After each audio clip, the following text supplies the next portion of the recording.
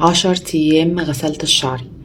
مش عفانة مني والله. بعد كل التعليقات اللي جاتلي على تجربة ال10 أيام ما غسلتش شعري، أنا قررت أرفع التحدي ل15 يوم ما غسلتش شعري. بهزر يا جماعة، بس بجد التعليقات اللي جاتلي كانت لطيفة جدا، فأنا جاية أرد على كل التعليقات دي.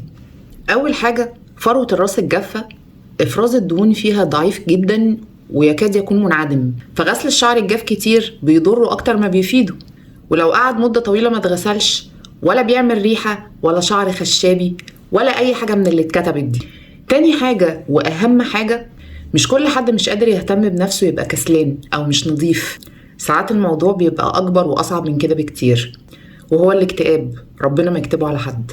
فالمرة الجاية قبل ما تكتبوا تعليق جارح افتكروا ان انتوا ما تعرفوش الشخص ده بيمر بايه، ومش كل حاجة مش عاجباكوا لازم تتريقوا عليها، فلتقل خيرا او لتصمت.